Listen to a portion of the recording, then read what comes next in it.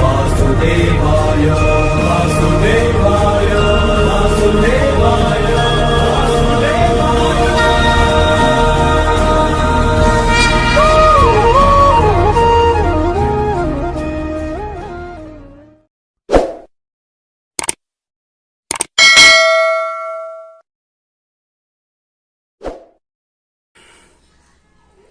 जय श्रीमन्नारायण श्रीमते रामानुजाय नमः। వైశాఖ మాసం వసంత ఋతువు వైశాఖ మాసంలో మనకు ఈ యొక్క వృషభ రాశి వారికి ఎలా ఉండబోతుందని తెలుసుకుందాము.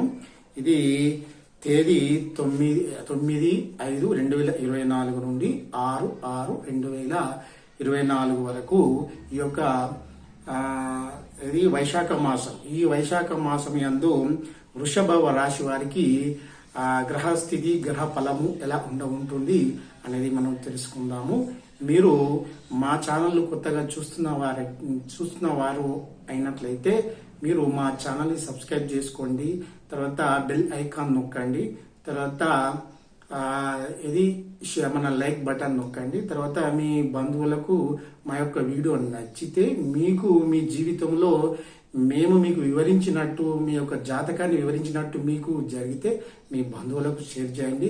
ఎందుకని చెప్పంటే మనకు ఈ యొక్క గ్రహస్థితి ఫలాలు ఎలా ఉంటున్నాయో తెలుసుకొని దాని ప్రకారంగా అందులోకి వెళ్లకుండా ముందుగా మనము నడుచుకున్నట్టయితే, మంచిగా మలుచుకున్నట్టయితే, మీ యొక్క జీవన విధానాన్ని మలుచుకున్నట్టయితే మీరు అభివృద్ధిలోకి జరిగే అవకాశం ఉంటుంది. అది చూసుకోండి. తర్వాత ఈ వృషభ రాశి వారికి ఈ మాసంలో ఎలా ఉంటుందంటే రోగ భయము, అంటే రోగాల వల్ల భయం అనేది ఎక్కువ ఉంటుంది. ఎలానండి రోగాల వల్ల అని చెప్పనంటే ఈ వసంత మాసం అంటే వసంత ఋతువులో నేను ఇంతకుముందు వివరించినట్టు ఆ వసంత ఋతువులో ఇది విరేచనములు కానీ, తర్వాత జలుబు దగ్గులతో ఉండే జ్వరం కానీ, తర్వాత అమ్మవారి తట్టు అని చెప్పని అంటాం, అంటే చికెన్ పాక్స్ అని చెప్పని ఇంగ్లీష్లో అంటాము. తెలుగులో అయితే అమ్మవారి యొక్క తట్టు జ్వరం వచ్చిందని చెప్పని అంటుంటాం కదండి. అలాంటి జ్వరం వ్యాధి పీడలు అనేది జరుగుతూ ఉంటాయి. ఈ రాశి వారికి, ఈ యొక్క వృషభ రాశి వారికి ఈ మాసంలో రోగ భయం అనేది ఎక్కువగా ఉంటుంది. కాబట్టి ఇలాంటి వ్యాధులు మనకు సంక్రమించే అవకాశం ఎక్కువగా ఉంటుంది. తర్వాత వివిధ రూపములైన ధన వ్యయం అనేది జరుగుతుంది. మీకు ధన వ్యయం అని చెప్పంటే రకరకాల అని చెప్పంటే ఇది హాస్పిటల్స్ కానివ్వండి, లేదని చెప్పంటే మీరు ఎక్కడన్నా భూమి కొనుగోలు చేసినా కానీ, తర్వాత ఇంకా ఇతరత్ర ఏమన్నా ఖర్చుల వ్యవధిలోని మీకు ఖర్చులు అయ్యే అవకాశం ఎక్కువగా ఉంటుంది. తర్వాత బంధుమిత్రులతోటి విరోధం అంటే మీ యొక్క అక్క చెల్లెలతోటి కానీ, అన్నదమ్ములతోటి కానీ, బంధుమిత్రులు మీ మేనమామలతోటి కానీ, మీ అత్తగారితోటి కానీ గొడవలు అయ్యే అవకాశం ఉన్నది. అంటే బంధువులతోటి విరోధం అనేది ఎక్కువగా అవకాశం ఉన్నది. కాబట్టి మీరు దీన్ని చూసుకొని ప్రయాణం చేస్తే బాగుంటుంది. అంటే మీ జీవన విధానాన్ని మార్చుకొని చేసుకుంటే బాగుంటుంది. అయితే ఇందులో ఇంకొకటి ఏమిటంటే మొదటి వారంలో చూసుకున్నట్టయితే ఆరోగ్యము, ధనలాభం మొదటి వారంలో చాలా చక్కగానే ఉంటుంది. ఇందులోని ఆరోగ్యము, ధనలాభము, సంతోషము, నూతన వస్త్ర ప్రాప్తి అని చెప్పంటే వస్త్రములు కొనుగోలు చేస్తారు. లేదు అని చెప్పంటే మీ యొక్క బంధువులు కానీ ఏదన్నా మీకు ఏదైనా శుభకార్యాలు చేసుకుంటే ద్వారా కూడా మీకు ఈ యొక్క ఇది వస్తువు యొక్క ఇది మనకు వస్త్ర అంటే మీకు అలాంటి ప్రాప్తి అనేది జరుగుతూ ఉంటుంది అన్నమాట. తర్వాత యత్న కార్యసిద్ధి అంటే మీరు చేసే పనులు ఏమైతే ఉన్నాయో ఆ కార్యసిద్ధి అనేది మీకు జరుగుతూ ఉంటుంది.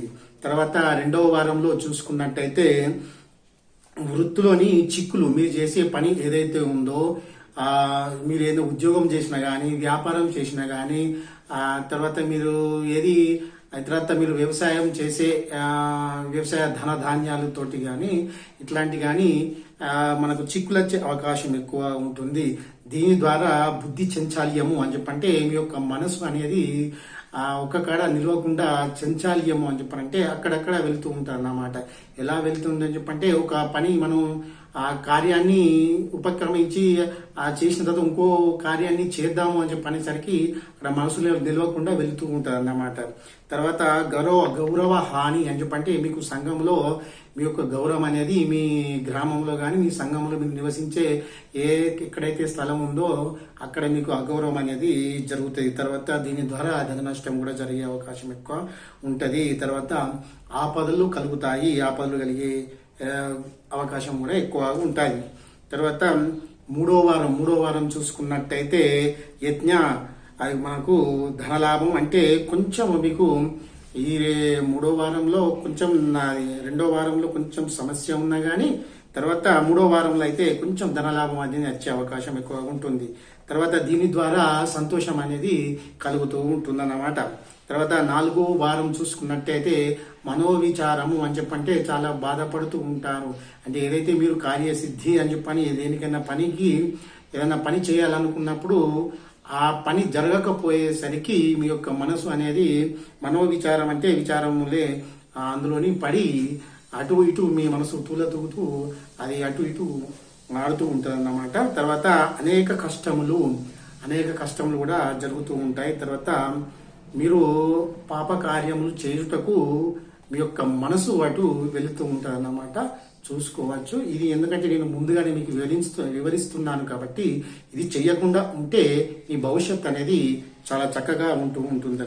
తర్వాత వృత్తిలోని చిక్కులు అంటే మీరు చేసే ఏదైతే వృత్తి ఉందో అందులో చిక్కులు వచ్చే అవకాశం ఎక్కువగా ఉంటుంది. తర్వాత సర్వత్ర అంటే మీరు ఏ పని చేసినా కానీ ఈ 4వ వారంలో అన్ని వ్యతిరేకాలే ఉంటాయి కాబట్టి మీరు దీన్ని చూసుకొని చేయండి. దీనికి పరిహారం ఏమిటి అని చెప్పని మీరు అడగవచ్చు. ఆ పరిహారం ఏమిటి అని చెప్పంటే భగవాన్ నామం జపించడమే మీకు పరిహారము. దీనికన్నా మించి పరిహారం ఏమీ ఉండదు. కాబట్టి మీరు విష్ణు భక్తులైతే ఓం నమో నారాయణాయ అని చెప్పని జపం చేయండి. లేదు అంటే శివభక్తులు అంటే ఓం నమ శివాయ అని చెప్పండి. లేదంటే అమ్మవారి భక్తులు అంటే అమ్మవారి యొక్క నామం జపం చేయండి. మీకు కార్యాచరణ అనేది కొంచెం గ్రహ బాధలని కొంచెం తగ్గి మంచిగా జరిగే అవకాశం ఉంటుంది. జయ శ్రీమన్నారాయణ, జయ జయ శ్రీమన్నారాయణ. శ్రీమాత్రే నమః.